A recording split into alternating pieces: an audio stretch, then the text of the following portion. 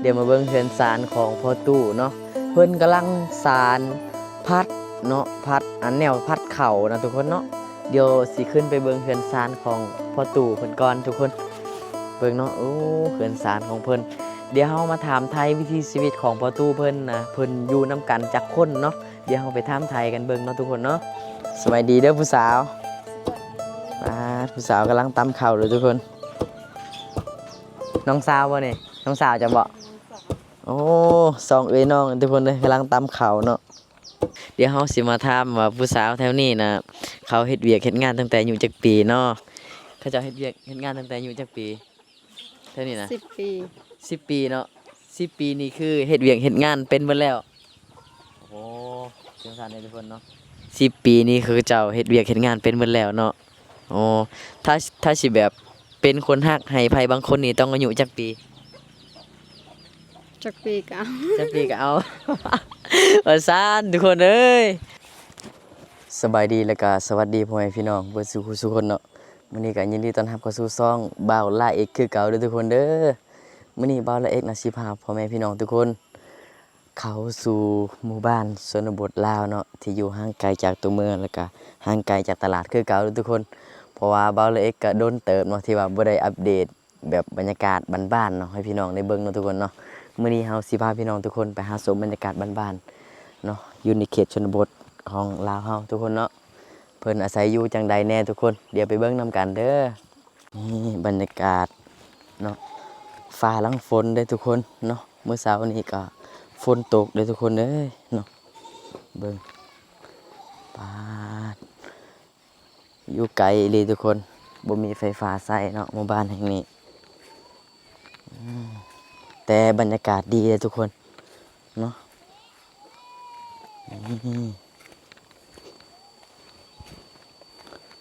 ปาดทุกคนบรรยากาศแบบสดชื่นแฮงเนาะนี่อยู่กันเรียบง่ายเนาะอย่าอยู่ตามภูผาป่าดงจังสีเลยทุกคน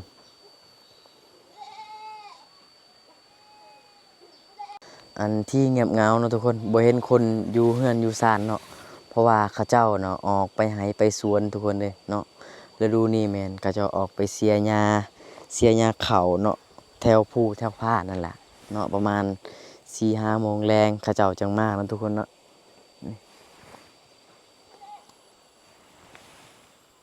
เดี๋ยวบ่าวละเอกนะสิพาพี่น้องทุกคนนะไปหาเบิ่งแบบวิถีชีวิตชาวลาวเนาะชาวเผ่าบรูอยู่ในเขตนี้เนาะเพิ่นทำมาหากินแล้วก็เฮ็ดเวียกเฮือนเวียกชานของเพิ่นนะทุกคนเนาะทุกคนนี่คือวิถีชีวิตชาวลาวเด้อเขาเจ้าตำข้าวนะทุกคนเนาะอยู่ในเขตนี้ยังบ่มีไฟฟ้าใช้เนาะเพิ่นก็เลยใส่เหือใส่แห้งตำเอาเนาะจังสิได้มาทุกคนเด้อ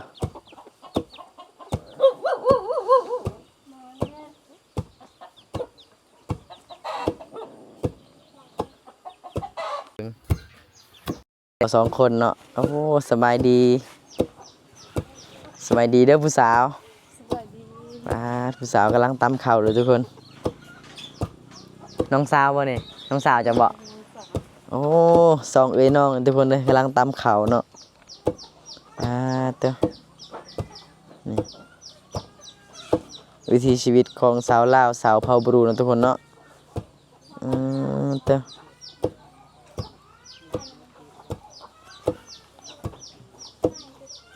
ทำไมมันเลยตาลต้างบ่มาต้านอ๋อน้องสาวเพิ่นซื้อต้านเอ้ยซื้อหยังก็ซื้อหนึ่งอ๋อสาวหนึ่งเฮ็ดจังได้บัดจังสิได้คู่กับหนึ่งเนาะต้องเป็น2หรือว่า3เหมาะมาหยอกผู้สาวเบิ่งน้องเพิ่นกำลังสิผัดข้าวเลยทุกคนเพิ่นตำแล้วบ่ฮอดชั่วโมงติเนาะบ่ฮอดเนาะบ่ฮอดชั่วโมงบ่จะตำนี่บ่ฮอดเลยทุกคนเดี๋ยวมาเบิ่งน้องเพิ่นผัดข้าวเนาะโอ้มีเสื้อแจ็คแบบโหนำเนาะ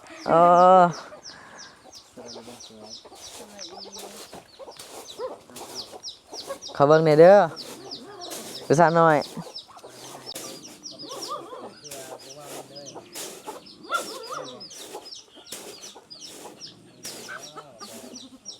นึกว่าจะเอาในมัมเลยป่ะ เมื่อ ปาตัวนี่คือตามรอบสุดท้ายแล้วทุกคนเนาะตามรอบนี้แล้วถือว่าแล้วเลยแล้วนี่อ่าเช็คหม้อใช่ไหมเนี่ยบ่ฮะ ตารางเด้อ ตารางบ่อ่าน้องสาวเรานี่ประมาณอยู่10 ปีแล้วทุกคน10ปลายปีเนาะประมาณอยู่11 12นะสับ10ประมาณนั้นเลยทุกคนโอ้สองน้องเนาะกำลังตำข้าวทุกคนเลย เข้ามาแต่ละเทื่อนะบ่เคยเห็นสาวหนึ่งตำเขาจักเทื่อเลย เอาทุกคนเนาะโอ้ไก่กะเคี่ยกินข้าวเปลือกเนาะที่เพิ่นผัดเนาะอย่างสบายเลย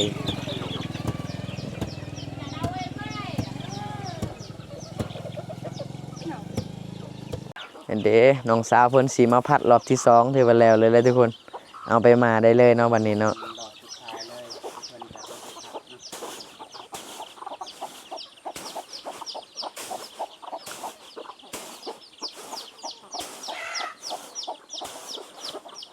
ตัว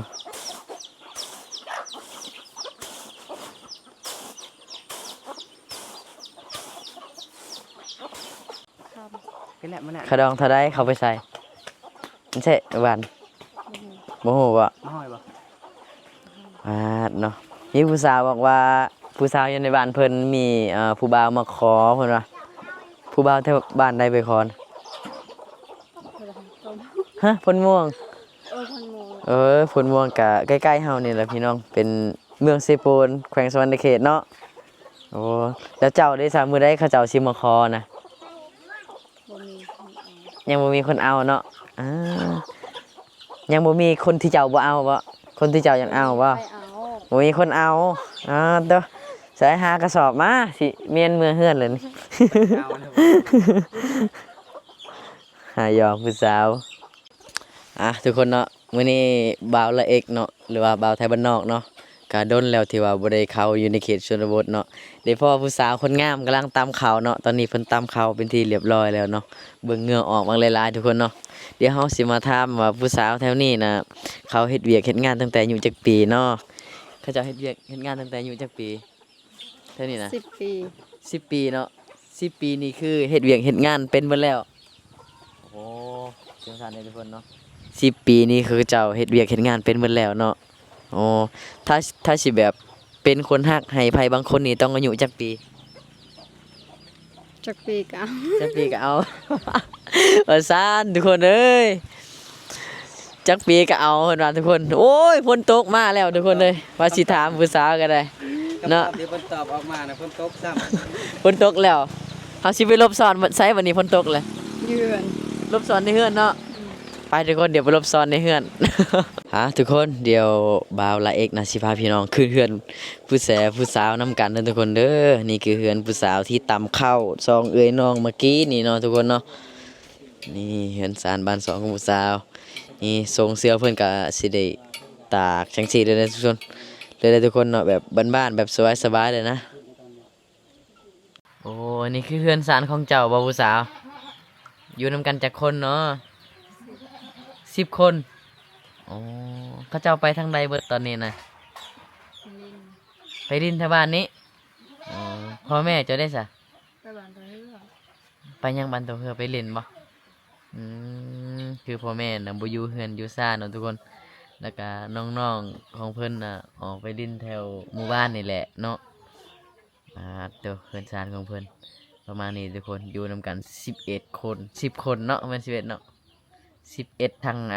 มีทีมงานเนาะ CU นี่จักคนเนาะลืม กินแต่ละมื้อเนาะหน่อไม้เนาะโอ้หน่อไม้เป็นอาหารหลักเลยทุกคนอยู่ในนี่นะเป็นหน่อไม้นี่คืออาหารหลักที่เขาเจ้าหาอยู่หากินง่ายเนาะอยู่ในเขตชนบทบ้านเฮานะทุกคนเนาะสาวหนึ่งเนาะสื่อเพิ่นอายุจักปีก็สาวหนึ่ง 18 18 ปีเนาะโอ้กำลังเป็นวัยรุ่นเลยทุกคนเลย18 ปีเนาะเจ้านะเป็นลูกผู้ที่เท่าไรเจ้านะ ที่หนึ่ง ผู้ที่หนึ่งอ๋อ เขาก็เลยตั้งชื่อเป็นหนึ่ง ผู้ที่หนึ่งเป็นลูกกกเนาะทุกคนเนาะนี่นะโอ้ขอบใจเด้อที่ให้เบิ่งวิถีชีวิตเด้อผู้สาว บ่มีหยังมาฝากเด้อมากำลังใจให้เด้อสู้ๆเด้อนี่ล่ะพี่น้องทุกคนเนาะคือผู้สาวลาวอยู่ในเขตชนบทเนาะเฮ็ดเวียกตั้งแต่ยังน้อยเนาะทุกคนเนาะตั้งแต่อายุ10ปลายปีเนาะก็เฮ็ดเวียกเฮ็ดงานได้แล้วทุกคนเลยเนาะเวียกเฮือนเวียกซ่านนี่คือเฮ็ดเป็นเบิดแล้วเนาะพี่น้องบรรยากาศหมู่บ้านเฮือนซานบ้านซองของเพิ่นเนาะโอ้อยู่กันเรียบง่ายอยู่กับธรรมชาติเนาะบรรยากาศดีทุกคนนี่เบิ่งเด็กน้อยเขาเจ้าก็พากันเล่นมักบีลินหยังนี่แหละทุกคนเอ้ยเนาะนี่เชื่อว่าหลายๆคนเนาะเคยผ่านจุดนี้เนาะทุกคนเนาะเบิ่งเขาเจ้านั่งเล่นบวยกันเลยบีเฮา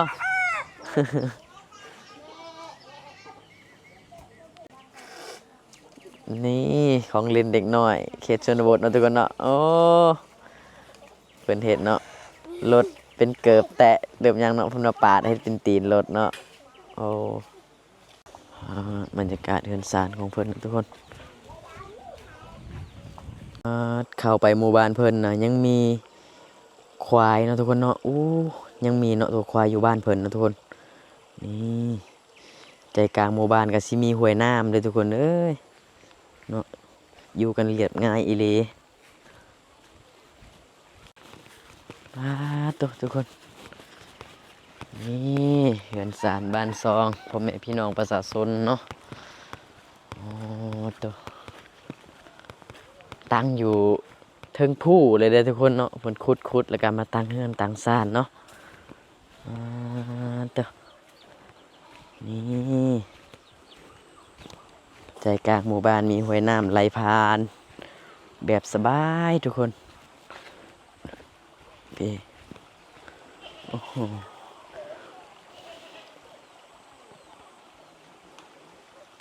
แล้วก็แคมบ้านของเพิ่นน่ะสิมีน้องป่านำเด้อทุกคนเนาะนี่แล้วก็แคมน้องเพิ่นก็สิมีสวนผักเนาะโอ้ป่าเรือนซานบ้านซองเขาจะอยู่กันจังซี่แล้วก็แถวนี้น่ะสิมีน้ำไหลผ่านใจกลางหมู่บ้านเลยตัวนี่แหละหมู่บ้านแห่งนี้เนาะอยู่แล้วก็มีความสุขดีเลยทุกคนเลยเนาะแบบง่ายๆเนาะไม่ต้องวุ่นวายกับผู้ใดเนาะทุกคนเนาะอยู่ป่าอยู่ดงจังสิไฟฟ้ากับบ่มีทุกคนเอ้ยเนาะอยู่กันเรียบง่ายคือสมัยตะกี้เนาะบ้านเฮานั่นแหละเนาะและก็เขาเป็นเขตชนบทยังมีหมู่บ้านดั้งเดิมจังซี่แหละทุกคนเนาะทุกคนเห็นบ่นั่นเป็นไก่บ้านเด้อบ่แม่นไก่ป่าเด้อคิดว่าไก่ป่าเนาะทุกคนเนาะโอ้แม่นเนาะเบิ่งเด็กน้อยพากันเรียน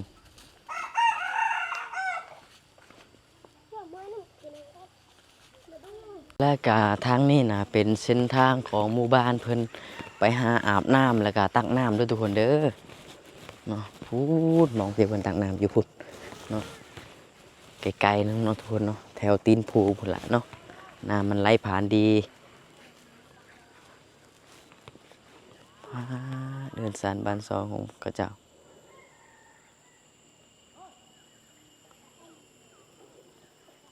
พี่น้องตอนนี้บ่าวละเอกกะมาฮอดอีก1หมู่บ้านเนาะที่แบบวิวบรรยากาศดีเนาะทุกคนอยู่กันเรียบง่ายอยู่กันตามถนนหนทางเนาะแต่ว่าคนทางเข้าไปหมู่บ้านชนบทเด้อทุกคนเด้อเนาะห่างไกลจากตัวเมืองคือเก่าเนาะบ่มีไฟฟ้าใช้อยู่กันเรียบง่ายคือเก่าทุกคนนี่เนาะบรรยากาศเฮือนซานบ้านซองของกระเจ้าเนาะโอ้ตัวนี่พี่น้องตัวพี่น้องเลยมาเบิ่งทุกคนเนาะอันนี้นะเป็นมองตำเข่าของหมู่บ้านเด้อทุกคนเด้อนี่โคกเห็นบ่ทุกคนบ่แล้วก็มีสากนำตัวพี่น้องนี่เป็นมองตำเข่าเบิ่งพี่น้องเฮือนซานบ้านซองของเพิ่นเนาะโอ้ทุกคนเอ้ยนี่เป็นคันไดขึ้นเฮือนโอ้เด็กน้อยขึ้นสิบ่ตกบ่เนาะไปดีเด้อพ่อตู่อยู่นำคนเนาะพ่อตู่ ว้าดทุกคนเดี๋ยวมาเบิ่งเฮือนซานของพ่อตู้เนาะเพิ่นกำลังสานพัดเนาะพัดอันแนวพัดเข่านะทุกคนเนาะเดี๋ยวสิขึ้นไปเบิ่งเฮือนซานของพ่อตู้เพิ่นก่อนทุกคนเบิ่งเนาะโอ้เฮือนซานของเพิ่นเดี๋ยวเฮามาถามไทยวิถีชีวิตของพ่อตู้เพิ่นนะเพิ่นอยู่นํกันจักคนเนาะเดี๋ยวเฮาไปถามไทยกันเบิ่งเนาะทุกคนเนาะโตโอ้โหสบายดีบ้านส่วนโอ้พอตู้เว้าลาวได้อยู่บ่เว้าลาวได้อยู่บ่ เราít ít đấy เออ เว้าบ่ได้เนาะโอ้เสนะแม่อันนี่ ở đây mẹ cứ ở bà cháu của mẹ cứ ở đông ký thế ดงกีเต้มาแบ่ไหนดงไหมมานะไหม ừ. โอ้เราอยู่ผู้เดียวได้เฮือนหลังนี้เนาะทุกคนเนาะอายะเด้ bơ dạ chụp cháy ยะจะก็ใจเห็นบ่ ừ. ก่อนใช้น้ำก่อนไหม cái con cứ nói múa cái ba rồi โอ้ con chờ con โอ้โดยเนาะมีลูกเนาะแต่ว่าอ่าแม่ตูบแม่นเสียแล้วเนาะโอ้อาเกอายะแม่ก็จะโดนเจ้าบ่ đu đơ bơ được chích bò rồi โอ้ chích pì lên แม่ตูเพิ่นเสีย10กว่าปีแล้วทุกคนเอ้ยเพิ่นอาศัยอยู่ผู้เดียวเนาะเฮือนหลังนี้เนาะทุกคนเนาะนี่ป้าดเฮือนซานของเพิ่นเนาะทุกคนเนาะโอ้ฝนตกมาแล้วทุกคนเด้สงสัยเปียกแน่นอนเนาะโอ้ทุกคนเบิ่งเนาะเฮือนซานของประตูเพิ่นเนาะโอ้โอ้งั้นบ่โอ้นี่ทุกคนเสร็จง่ายจะไม่ตานnày về lúc này này đây này đôn chưa mày mày tàn đôn chưa ồ bơm xe ngày chứ bơm chịt ngày bỏ cái cứ tao bưng tạ nó thì có đọ nó cái ờ hôm nay cứ lùn cái cặp nữa โดยเนาะเพิ่นว่าเพิ่นก็ซานไว้แต่โดนแล้วแต่ว่าหามื้อนี้เพิ่นได้เฮ็ดตื่มมันเนาะทุกคนเนาะเพิ่นปะซานแล้วก็ปะไว้ประมาณนี้มานำมาแล้วมันเจนน่ะ cái tam vô vô kia cứ อ๋ออันไหนได้ตามยอย้อนบ่โอ้คือเพิ่นว่าจังซี่ทุกคนเนาะพัดแต่ว่าเฮาพัดเข่านี่เนาะถามว่าราคาเท่าใดแล้วพ่อตู่เพิ่นว่าแล้วแต่คนซื้อนะสิให้เนาะสิให้เท่าใดเพิ่นก็เอาทุกคนเนาะโอ้แล้วแต่คนสิให้ทุกคนเด้เนาะป้าดเงินซานบ้านซองขอเบิ่งหน่อยเด้อพ่อตู่เด้อโอ้เนาะป้าดนี่แหละเงินผู้เฒ่าผู้แก่เนาะทุกคนก็สิมียาสูบน้ำทุกคนเนาะที่เพิ่นห้อยไว้นี่คือยาสูบเด้อยาเส้นเพิ่นปลูกเอาเองไม่จอเบิ่มบ่ระอาเกเฮ็ดบ่ cho bớ โอ้ทุกคนเนาะจะดอยกระเวนเหรอ cho rồi chào bác จ้าบ้างโอ้ได้ถามเพิ่นว่ากินข้าวกับหยังเพิ่นก็เว้าว่ากินข้าวกับหน่อไม้ทุกคนเนาะโอ้หน่อไม้เนาะช่วงนี้เป็นช่วงฤดูที่หาหน่อไม้ง่ายเนาะหน่อไม้ออกหลายเนาะพ่อตู่เนาะ học đấy โอ้ชื่อบ่พ่อตู่อายุจักปีแหละ học đây cái hầu bơ ได้บ่60 cái hô quà กว่าบ่โอ้กว่าเนาะ thời gian đấy โอ้90ประมาณนั้นเนาะโอ้ถือว่าหลายเนาะถือว่าโอเคอยู่พ่อตู่อายุมันขวัญยืนอยู่ดีมีแห้งอยู่ nó cái đâu cha bạ cả bà đây à โอ้ tại bà kia แต่ประนะจ๊ะมาหน่อย bạ clock cả không โอ้คือพ่อตู่ว่าเพิ่นเกิดตั้งแต่เพิ่นทันว่าง่ายคือเพิ่นทันเงินเงินแต่เก่าเนาะเป็นเงินเหรียญของลาวบ่ตะกี้เนาะ ของน้ำเวียดนาม ของเวียดนามบ่โอ้เป็นเงินเหรียญตะกี้นะทุกคนเนาะอยู่ลาวก็เคยใช้เงินเหรียญคือกันตะกี้เนาะเป็นเงินเหรียญเงินบาทเป็นอันนั้นนะทุกคนนะเป็นเงินเล็กอันนั้นนะทุกคน เงินเล็กแก่ ตอนเงินเล็กนะพอตู้เป็นวัยรุ่นแล้วบ่หรือว่ายังน้อย อย่าเอาเที่ยวได้เริ่ม3 ปี 5 ปี ประมาณ5 ปีเนาะ ประมาณ โอ้ 5 ปี โดยโอ้ถือว่าพอตูอยู่มาได้ฮอดชุมื้อนี้ถือว่าอายุมันคนยืนหลายอยู่ดีมีแฮงเนาะโอเคเลยพอตูเนาะ